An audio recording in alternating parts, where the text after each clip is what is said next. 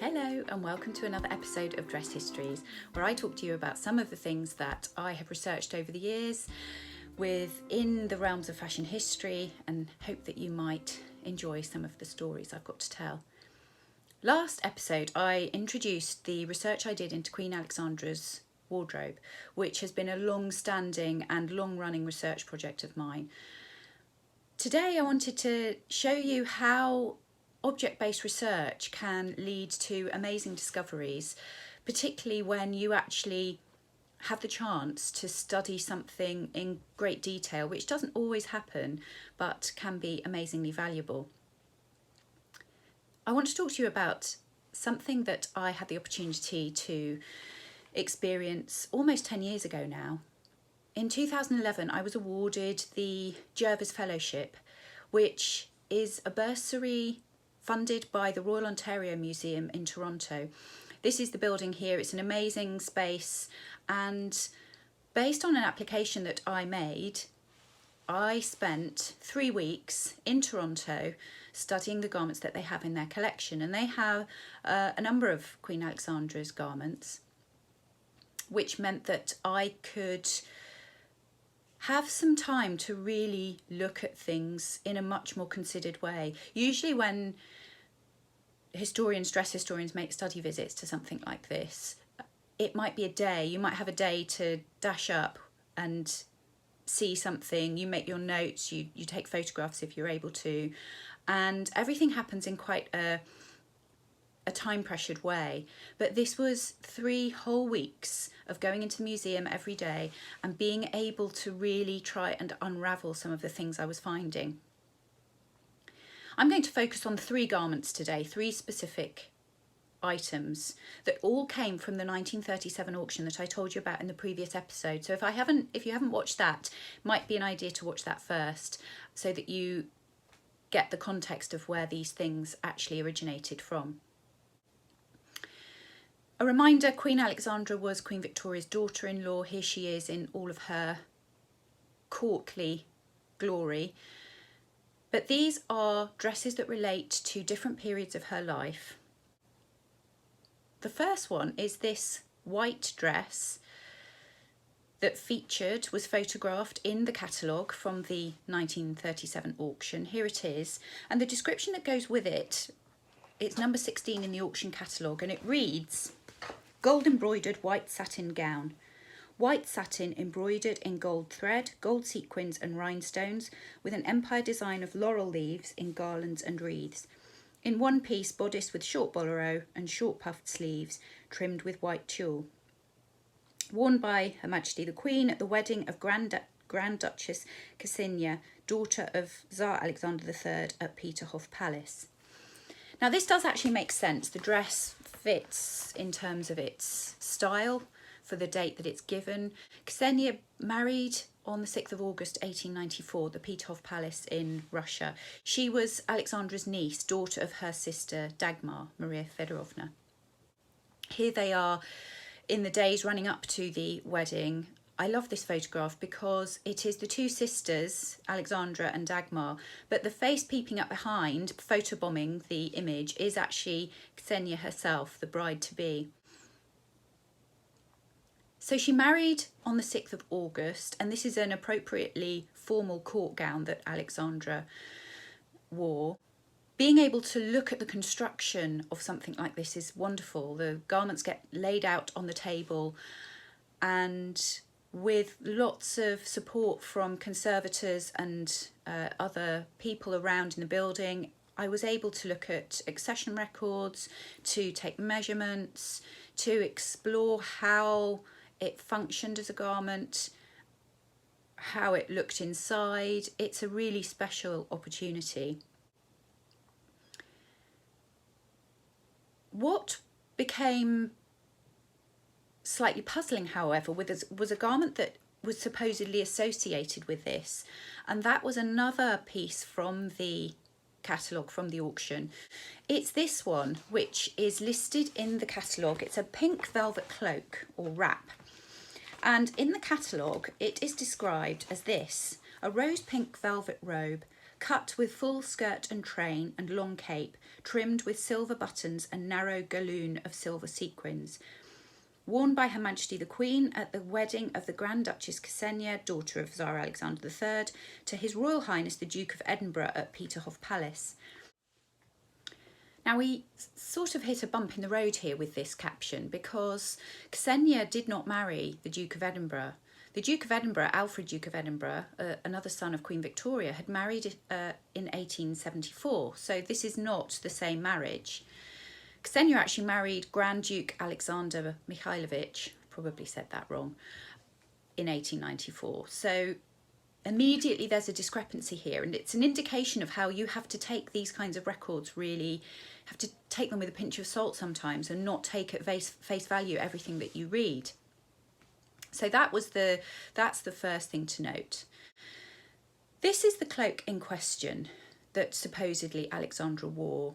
It's a really curious object because it has no internal structure at all.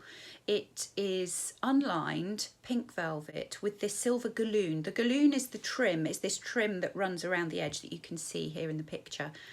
And then it has these japanned buttons running down the centre front. It's oversized, it has this very deep collar, and so it's a curious piece. The buttons actually have writing on the back, and one of the first things that I did was to contact a button history forum. It's amazing people's knowledge. It's one of the most always the most exciting things about this kind of research is that you will find so much support from different people whose own passions intersect with the things that you're looking at. I had a brilliant reply from a lady called Mary Pat Whaley, who is part of a button society in North America, and she was able to furnish me with a whole range of different pieces of information relating to the buttons. On the back of the buttons were the letters T, W and W, Paris. She sent me a document that indicated that this was the firm of, and you can see the images here, of Trelon, Weldon and Wheel, which was a Parisian button making firm that had existed since 1814. Given the back mark, she was able to date the buttons.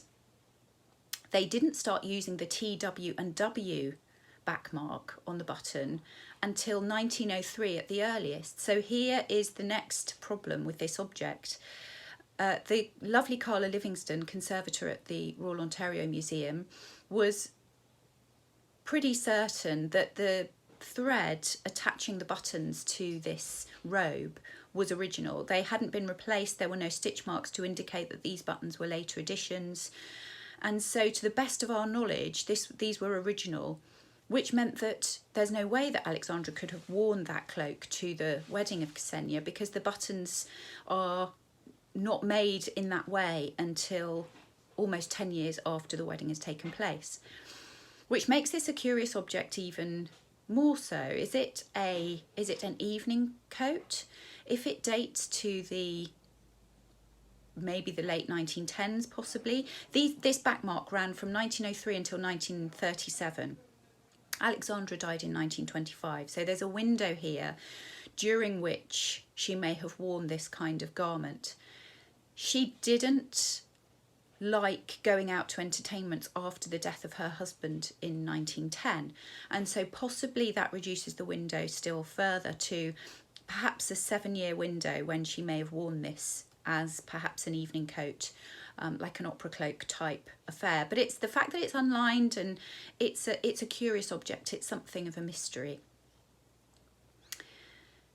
Moving on to the third object, and perhaps one of my favourites, one of the favourite garments that I've seen associated with Alexandra. I call it the Irish dress for obvious reasons, as you will see.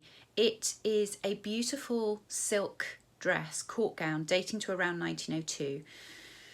Here it is in all of its glory, and it's described in the catalogue as a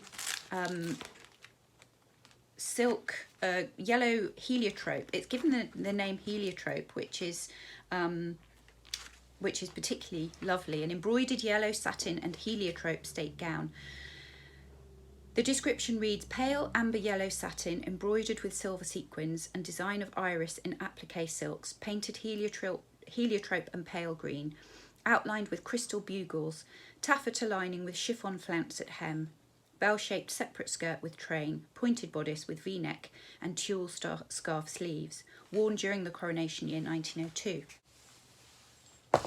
It is one of the few garments that you can actually trace its social life, its biography, almost from the moment of its creation. It's made by the firm of Morin Blossier, which was one of Alexandra's favourite firms at this time.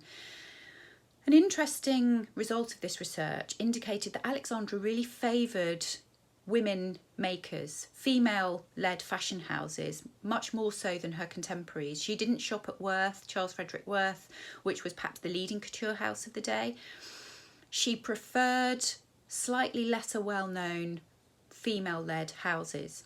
And Morin Blossier is one of these. It's a house run by two sisters. So this is from the house of Morin Blossier, and there is an order in the early 1900s that doesn't describe this dress in particular, but it does fit with the time frame of the dress. It's in her wardrobe accounts, and there we have the moment of this dress's creation, perhaps. The dress then appears in 1925 in an audit of the remaining garments of Queen Alexandra made by her dresser Harriet Giltrap after her death, and she recorded all of the items that remained. And this dress, because it's so distinctive, it appears in her audit that she drew up for Queen Mary, working out how to distribute things after Alexandra's death. Then, of course, the dress found its way into the auction at the Anderson Art Galleries in New York in 1937, where it was purchased and by a Canadian collector who eventually gave the items to the Royal Ontario Museum, which is where it is now. However, I think one of the most fascinating aspects of this dress, having charted its history, is one of its curiosities that I discovered on being able to study it at such close quarters. On the face of it, it is an extremely grand and very beautifully put together piece of clothing that would have been worn in a very formal kind of context. But when I looked at the bodice of this garment, there was a real anomaly. You can see in this picture that shows the back of the bodice being fastened that it looks crooked. It doesn't appear to sit very happily on the dress form that it's been mounted on. Now again, I was able to call on the expertise of different people. I contacted a curator called Jean Drewster, who is a former curator at the Costume Institute in New York. And in one of the earliest exhibitions that the museum did, they featured some of their founding pieces, which included some dresses of Queen Alexandra's. And when I emailed her, she was able to confirm that none of Queen Alexandra's dresses that they owned fitted very well on standard dress forms. There seemed to be some kind of structural anomaly with them. Now, in 1867, Alexandra had been seriously ill following the birth of her first daughter, Louise. That illness left her with a limp that she carried for the rest of her life. There was a brief period of the Alexandra limp being a trend around ballrooms of Europe, where people copied the way that she danced because of her limp. So the stiff leg that she had had since her 20s, by the time she is wearing this dress in 1902, she has been limping for a very long time. This stiff leg has never resolved itself. I contacted an orthopaedic surgeon to talk to him about what the long-term impact of that kind of condition might have on the body, and he responded by saying that he felt almost certainly it would create a scoliosis in the spine, a curvature of the spine. Now perhaps this dress started to make sense, that perhaps Alexandra had her dresses, rather than it actually not being very well made and it being a sort of shoddy workmanship, of course it's not, it's made by a highly respected couture firm. Instead, it suggests that she was having her dresses made specially to accommodate this aspect of her physicality that she really didn't want to share with the rest of the world, at a point where clothes are so close-fitting, the bodices are very body conscious. This was something that her trusted dressmakers could accommodate within their making. So these are just 3 examples of object-based dress history that can reveal otherwise unknown details about the wearer, the makers, the constructors of these kind of objects, and it's one of the joys of the research that I do. So thanks for tuning in again. I hope you enjoyed. See you next time.